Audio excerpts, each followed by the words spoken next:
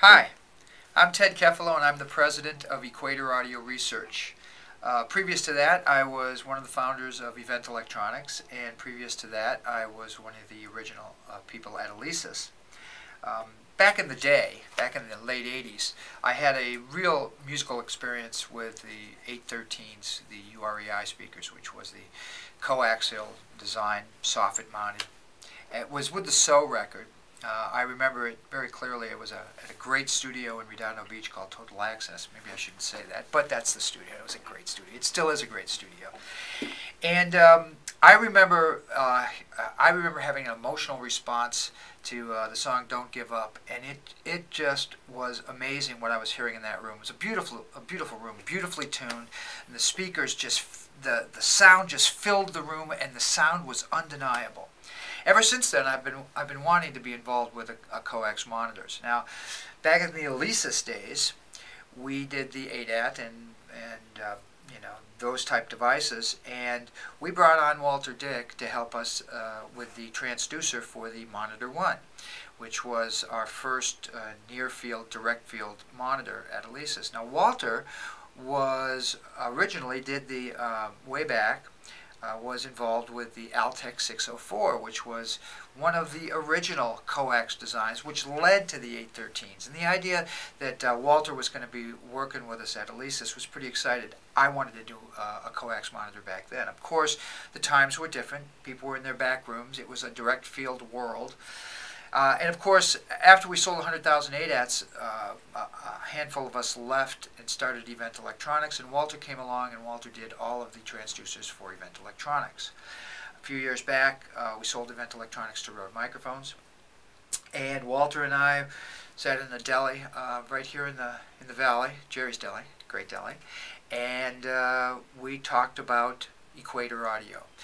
We talked about doing a coax monitor. Walter's first concern was that I probably wouldn't like it as much in 2007, which was when we had this meeting. Actually, it was 2006. I wouldn't like it as much now as I liked it back in the 80s, and I was surprised to hear that because I really loved those 813s. I loved those monitors, and so my question was, well, why not? And he basically said, because we've been listening to silk tweeters and fourth order crossovers for 20 years, and our ears have changed. And if we were to go back and listen to violins or saxophones in an old 813, we wouldn't like them. So, okay, well, what do we need to do to make me like it? What we need to do was apply some serious DSP. The reason why the old coax designs had problems with saxophones and violins was mainly because the mid-range had a very, very long sloping crossover. And the sloping crossover means that the high slope down, the low slope down. And if it's a long sloping crossover, you have a big area where both the woofer and the horn are fighting to reproduce those same frequencies. And when you have that going on, it causes distortion, and that distortion is what causes that mid-range pain. And yes, Walter is correct. Some of the older coax designs, a violin will rip your head off. Okay, so the way around it is to apply some serious DSP.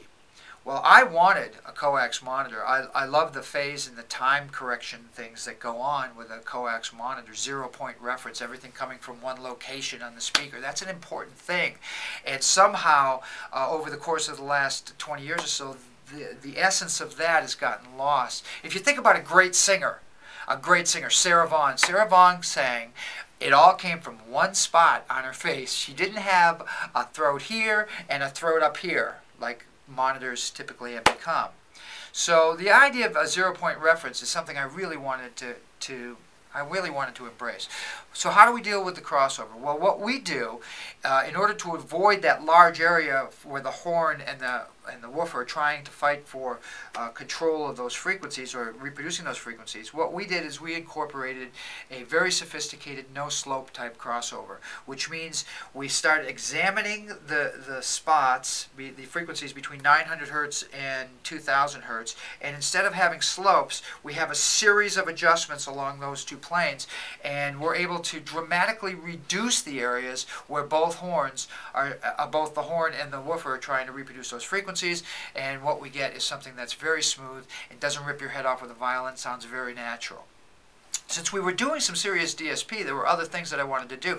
I can tell you, I can guarantee you that no two transducers have ever come off an assembly line alike. It's never happened, not once. You talk about matched speakers. Well, this is what most high-end speaker manufacturers do. They apply a spec to a tolerance spec at the end of the line. They sweep a speaker as it comes off the line. If it has a 2 dB peak or dip at any frequency, into the trash it goes. If it's less than 2 dB into production it goes. Some more, some of the cheaper brands, they might apply a 3 dB tolerance, which means they're throwing away a lot less speakers, so their speakers can cost less than the expensive ones. Well, we apply a 2 dB tolerance, but from the beginning, I wanted to deal with matching. Well, how do you match it? Well, how we match it, speakers, is we match them in the cabinet themselves. What happens at our assembly line is we sweep everything at the end of the line, and if it's 2 dB, into the trash it goes. But all of the characteristics under 2 dB, below 2 dB, are cataloged, and it's kept with that speaker, with that speaker serial number, in a database. When that speaker actually finds its way into the cabinet, inside the cabinet there's a dedicated CPU, and that dedicated CPU is fed that data. We call it capturing its speaker DNA. It's fed that speaker DNA, and the CPU goes, oh, I see a new transducer, here's all of its little anomalies, let me give it a control track, and now it's perfectly matched. So every time a transducer goes in there, it gets that DNA and completely flattens it out. So we know that every time a Q8 or a Q10 or a Q12 or a Q15 is perfectly matched every single time. And if something goes wrong out in the field, heaven forbid you blow a speaker. If you blow a speaker, you get a new speaker with its DNA information. You put the speaker in the cabinet, you feed the DNA information through the USB port on the back of each and every Q-Series monitor, and the speaker comes right back to spec every single time. So now we've matched the speakers. And I have to tell you, if you're one of the other companies that isn't doing that, by the way, we applied for a patent for that. If you're one of the other companies that isn't doing that, you might end up with a set of speakers that has just under a 2 dB peak on one side and matched up with a speaker that has just under a 2 dB dip on the other side at the same frequency. That's almost a 4 dB swing. Your imaging is all over the place. What we've done is they're perfectly matched, so your imaging is perfect.